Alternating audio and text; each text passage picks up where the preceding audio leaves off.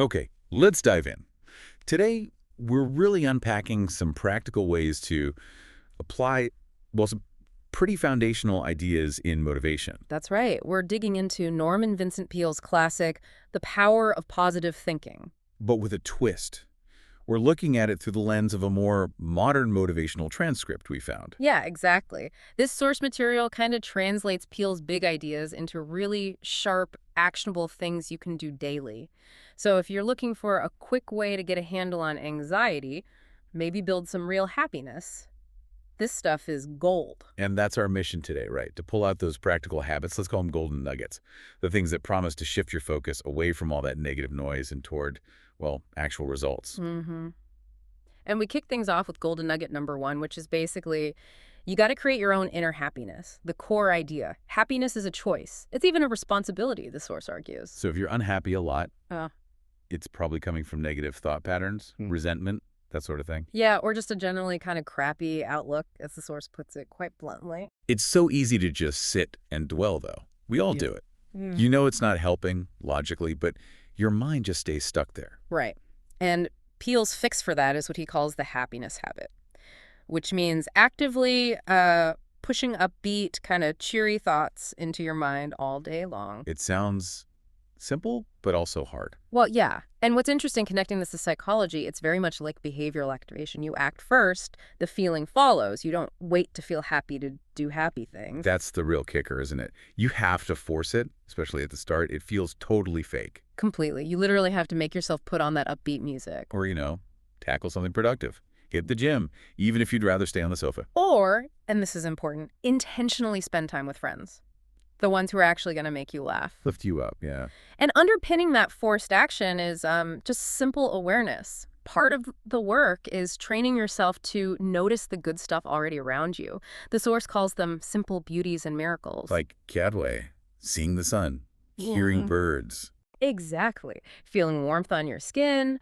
These basic sensory things can act like a circuit breaker for negative thoughts. Okay, so the actual practice is catch yourself spiraling, maybe gossiping, feeling guilty, getting angry, and immediately force a positive thought or positive action. Yes. Just keep doing it relentlessly, even if it feels manufactured for weeks.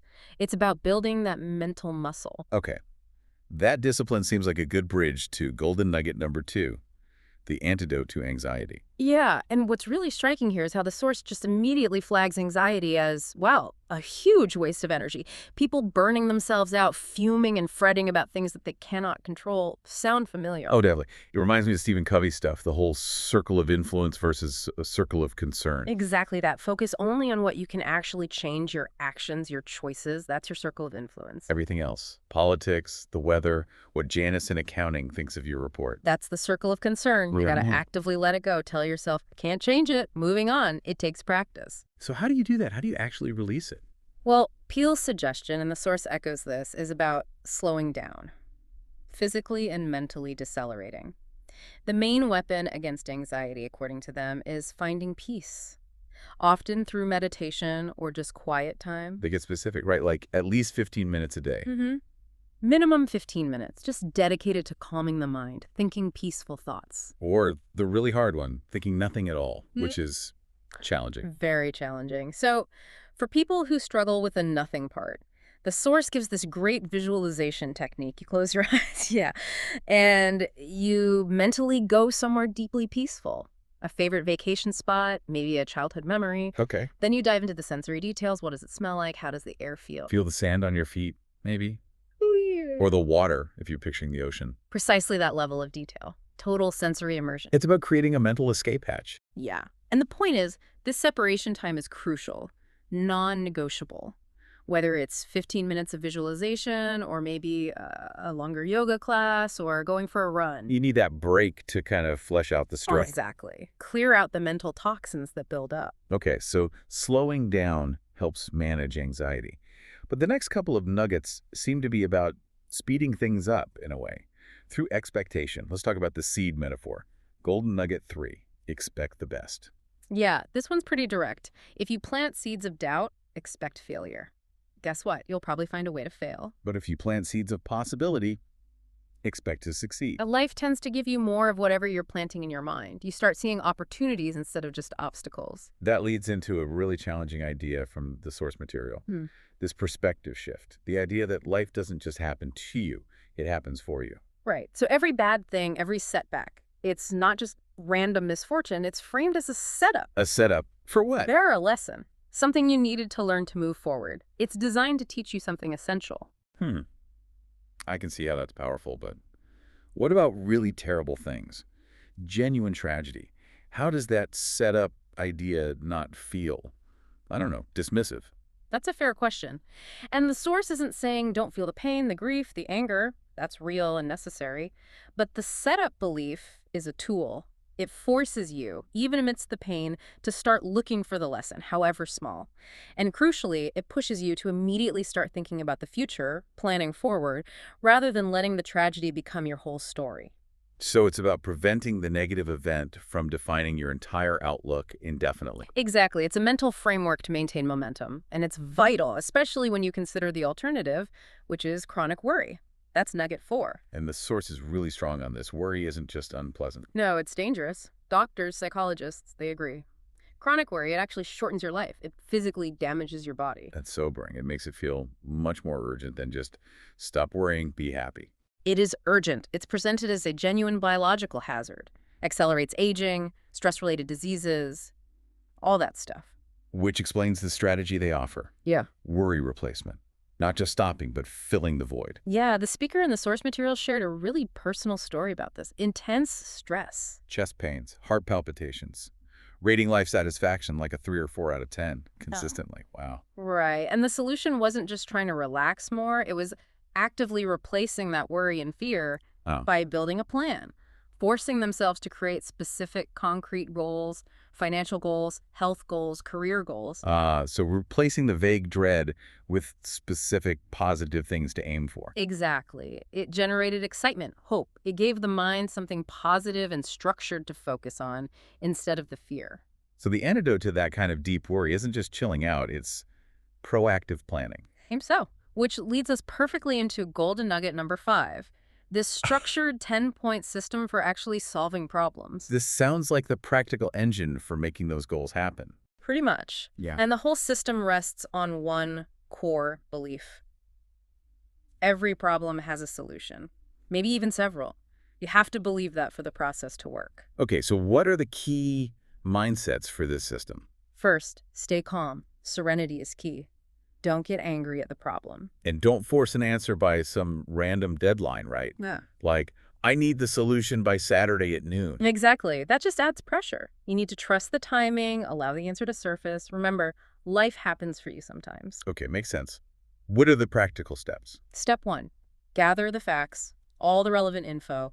Do your homework on the problem. Step 2, write it all down. Get all the facts out of your head and onto paper. Yeah, like if the problem is a difficult project at work, write down the timeline, the resources you have, who's involved. Just seeing it laid out brings clarity, separates fact from fear. So it's partly external research, partly internal work. Totally. The next part involves blending that research with more contemplative stuff, spending time playing about it, if that's your thing, or just thinking deeply about the issue. Maybe while walking. The source mentions walking in nature. Yeah, that comes up. It's about letting your conscious mind rest a bit, letting the subconscious chew on it. And trusting your intuition, that inner sense of knowing. Big time. The text really emphasizes relying on your inner gifts, your insight, listening to that quiet voice that often knows what you should be doing. It suggests religious services, or just long walks with music again. Anything to let that intuition surface. Mm-hmm. And the final step is crucial. When an idea comes, that little spark, that aha moment, you have to trust it. And write it down immediately. Don't let it float away. Immediately. Capture it. Then you can ponder it properly later. It's this cycle. Analyze, rest, listen, capture. That's how the solutions emerge. Okay, that's a very practical framework. Now, the final nugget, number 6. Yeah. This one feels heavy. How to handle heartache. Yeah, this one acknowledges something universal. Everyone faces heartache, loss of a loved one, divorce, a big breakup, major failure. It's inevitable, unfortunately. Right. But the advice here is, well, it's tough. And maybe a bit counterintuitive. The advice is to resist the heartache. Resist it. How? By staying busy. Purposefully busy. So after a loss or a major defeat, the advice is get back to normal life as soon as you possibly can. Pretty much. Back to work, back to your goals, back to the gym, eating properly. Spending time with supportive people, friends, family. Yes. And the instruction is really explicit. You have to resist that temptation to just sit and brood and feel sorry for yourself. Okay, but wait, is staying busy always the best approach? Isn't there a risk of just avoiding the feelings, shoving them down? That's the critical distinction, I think. The source isn't saying don't feel sad. Sadness is part of it. You have to process it. But it's about not letting yourself dwell there indefinitely. Exactly. It's about not letting your mind get stuck in that negative loop for too long. Because if you do, the source warns, the heartache can kind of take control. It wins the battle for your headspace. So the structured, goal-oriented activity is a way to keep moving forward, even while processing the pain. It prevents the despair from completely taking over. That seems to be the idea. It's about not letting it paralyze you. It's a strategy for resilience, I suppose. Okay, so wrapping this all up, Hmm. what's the big picture here? Well, this deep dive really shows that positivity, at least in this framework, isn't just some vague, fuzzy feeling. It's demanding. It requires specific actions, constant mental adjustment. Like consciously shifting focus from the circle of concern to the circle of influence. Right, and building actual structures for support, like setting concrete goals, having that problem-solving system ready. And it underscores that connection between our mental state and our physical well-being. That worry thing is serious. Undeniable. We now know that stuff literally impacts your body. So control over your life ultimately comes down to disciplined thinking and taking positive action. Even when, maybe especially when it feels totally forced and unnatural at the start, Yeah. you build the habit through repetition. Okay, so here's a final thought for you, our listener, to take away and maybe chew on. If our expectations really do shape our results, and if chronic worry genuinely does shorten life, what's one single negative expectation you hold? That thing you habitually worry is going to go wrong. Could you replace that specific worry right now with one small, concrete goal or positive action step? Even a tiny one. Just to begin reversing that potential damage, both psychologically and maybe even biologically. Define that first small, maybe slightly forced action, and maybe start building that habit today.